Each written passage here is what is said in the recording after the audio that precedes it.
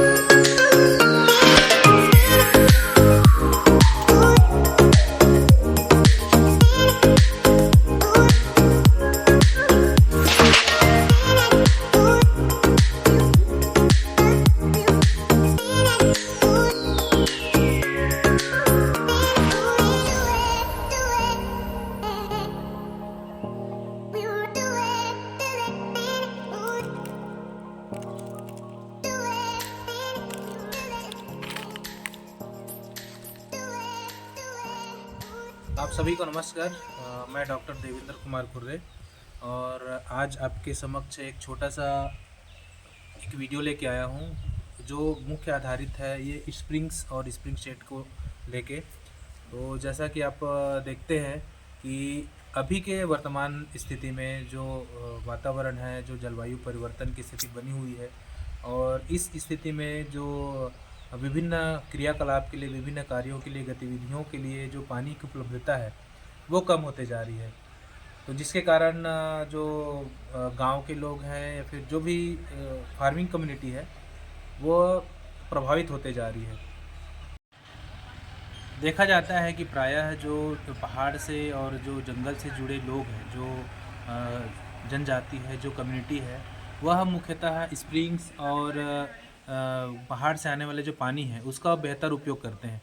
और पहले उसका उपयोग ज़्यादा करते थे, अभी उसका उपलब्धता कम होने के कारण अभी धीरे धीरे उसका उपयोग भी कम होते जा रहा है। और जो ग्राउंड वाटर है वहाँ से बोर के माध्यम से या फिर अन्य किसी माध्यम से पानी ज़्यादा उपयोग में लाते जा रहे हैं।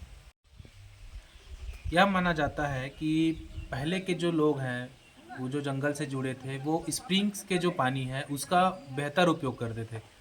लेकिन अभी उसका उपलब्धता कम होने के कारण, स्प्रिंग्स में पानी कम होने के कारण, यह जो उपलब्धता कम होने के कारण ये गतिविधियां भी कम करने लगे और उसका उपयोग भी कम करने लगे। और मुख्यतः अभी ऐसा स्थिति बन जा रहा है कि स्प्रिंग्स जो है वो सूखते जा रहे हैं।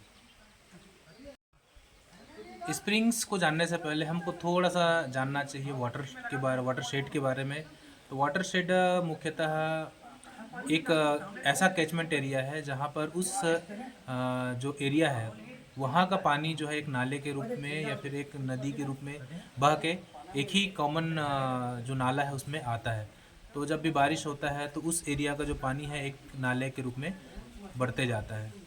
तो यह मुख्यतः वाटर शेड कहलाता है। और अगर वाटर शेड डेवलपमेंट की बात किया जाए तो उस एरिया का जो पानी है या फिर उस जो नाला है उसका बेहतर उपयोग करके, उसका कंजर्वेशन करते हुए, उसका संरक्षण करते हुए हम जो उस पानी का बेहतर उपयोग करते हैं और गांव को या फिर जो यहाँ के जो समाज है, कम्युनिटी है, उसमें हम लोग उपयोग करते हैं। वाटरशेड एरिया में जो बारिश का पानी गिरता है, बारिश का पानी आता है, वो एक विभिन्न प्रकार के स्ट्रक्चर्स में ट्रीट करते हुए हम लाते हैं, जिससे कम्युनिटी को विभिन्न रूप से फ़ायदा होता है। पहले तो ग्राउंड वाटर रिचार्ज होता है, साथ में जो फार्मिंग कम्युनिटी है उसको पानी की उपलब्धता अच्छे होने के कारण वह दोनों तीनों सीजन में भी खेती करने लायक हो जाते हैं। अगर वाटर शेड मैनेजमेंट की बात करें तो मुख्यतः 4 प्रकार के इसका मैनेजमेंट हम लोग कर सकते हैं। पहला तो जो भूमि का जो कटाव है, जो सॉइल इरोजन है उसको करते हुए कम करना है, और जो सॉइल मॉइस्चर उसको बढ़ाए के रखना है। और इसके साथ साथ जो फील्ड में जो क्रॉप्स होते हैं, जो फील्ड क्रॉप को अच्छे से मैनेजमेंट करते हुए यहाँ का जो पानी है उसका उपयोग करना है, और साथ ही ग्राउंड वाटर को बढ़ाना। तो ये मेन वाटर शेड है उसका मैनेजमेंट है। जैसा कि आपको बताया कि ये जो स्प्रिंग्स है, स्प्रिंग्स विभिन्न जो पर्वत है, जो पहाड़ है, उसके नीचे से आने वाले जो पानी है वो उससे जुड़ा होता है और एक पॉइंट के रूप में निकलता है। और स्प्रिंग शेड जो डेवलपमेंट है वह ऐसे ही विभिन्न प्रकार के वाटर शेड से जो जुड़े हुए स्प्रिंग्स हैं, जो नीचे के एक्वीफायर हैं वहाँ से जुड़े हुए हैं, उसको मैनेजमेंट करते हुए एक यूनिट में एक जो यूनिट्स जो उसके निकलते हैं उसका सही उपयोग करना, यह स्प्रिंग शेड डेवलपमेंट हो सकता है। स्प्रिंग शेड बहुत ही डायनामिक है। यहाँ जो वाटर शेड है वो नीचे में जितने भी एक्वीफायर जुड़े हुए हैं उसका सही उपयोग करते हुए, सही मैनेजमेंट करते हुए, विभिन्न प्रकार के जो स्प्रिंग्स जो आउटलेट्स निकलते हैं, स्प्रिंग्स आउटलेट्स, उसका सही उपयोग करना, यह स्प्रिंग शेड डेवलपमेंट होगा।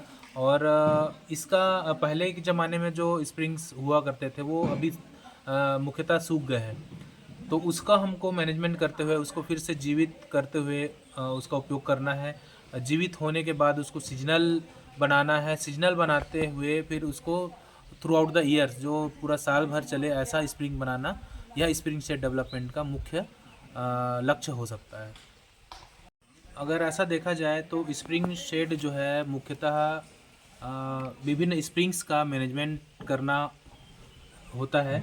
और स्प्रिंग एक विंडो की तरह मान सकते हैं हम लोग, एक विंडो की तरह की, एक विंडो में से जो हम देख सकते हैं जहाँ से जो नीचे का एक्वीफायर है वो किस तरीके से यहाँ लेवल में है, और ग्राउंड वाटर का जो लेवल है वो यहाँ से प्रदर्शित होता है। अगर हम जिस क्षेत्र में अभी हैं, ये छुई खदान एरिया है, तो इस क्षेत्र में जो ग्राउंड वाटर जो बोर्ड है उसका रिसर्च करता है कि यहाँ पर जो ग्राउंड वाटर लेवल बहुत अच्छा है, और इसमें 2 से 4 MBGL जो यूनिट्स में इस एरिया का जो ग्राउंड वाटर है वो अवेलेबल है। आप देख सकते हैं उस एरिया में जो एंट हिल है, बड़े बड़े एंट हिल है। तो एंट हिल का मेन मकसद भी यही रहता है, और मेन इंडिकेटर ये रहता है कि जहाँ पर एंट हिल हुआ वहाँ पर हम लोग समझ सकते हैं कि वहाँ का वाटर लेवल भी बहुत अच्छा है, वहाँ का ऑर्गेनिक कार्बन जो है वो लेवल बहुत अच्छा है। तो ये एंट हिल का मेन इंडिकेशन करता है एंट हिल। तो हम इससे ये भी जान सकते हैं इस एरिया का वाटर लेवल बहुत अच्छा है। स्प्रिंग्स जो है मुख्यतः आउटलेट ही हैं, और इस आउटलेट में ज़्यादा हमको आउटपुट लेना है और ज़्यादा अगर वाटर लेना है तो उसके जो मैनेजमेंट है बहुत सारे जो स्ट्रक्चर को लेके होते हैं। जैसे कि स्प्रिंग सेट एरिया में हम जो स्टैगर्ड ट्रेंच है, कंटिन्यूस ट्रेंच है, वो हम लोग डेवलप कर सकते हैं। इस स्प्रिंग सेट एरिया में जो डग आउट जो फार्म पॉन्ड है वो हम लोग डेवलप कर सकते हैं। इसके साथ ही जो वाटर ऑब्जर्वेशन जो ट्रेंच होते हैं, जो WAT होता है, वो हम लोग इसमें करने से जो स्प्रिंग शेड और स्प्रिंग्स का जो डिस्चार्ज रेट है वो बढ़ता है। तो आज की वीडियो में इतना ही कि स्प्रिंग शेड और वाटर शेड के बारे में था कि जो इस क्षेत्र में बुजबुजी एरिया में जो स्प्रिंग एक छोटा सा बना हुआ है, तो वो एरिया इस जो वाटर शेड एरिया से होते हुए यहाँ पर आ रहा है।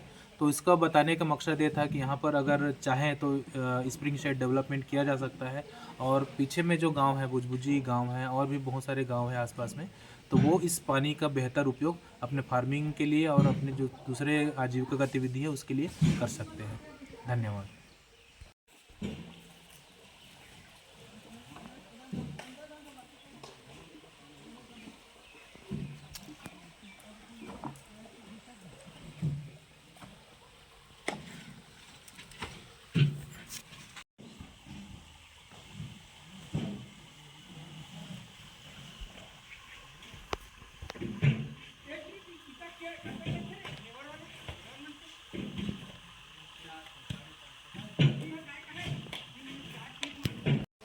ऐसा बताया जाता है कि इस गांव में बुजबुजी में ये जो स्प्रिंग है बहुत पुराना है और पिछले 10-15 साल में इसका जो वाटर लेवल है या फिर इसका जो डिस्चार्ज रेट है वो कम होते गया है। तो अगर हम इस एरिया में ट्रीटमेंट करते हैं जो पहाड़ एरिया में, तो डेफिनेटली इसका डिस्चार्ज रेट बढ़ सकता है। धन्यवाद।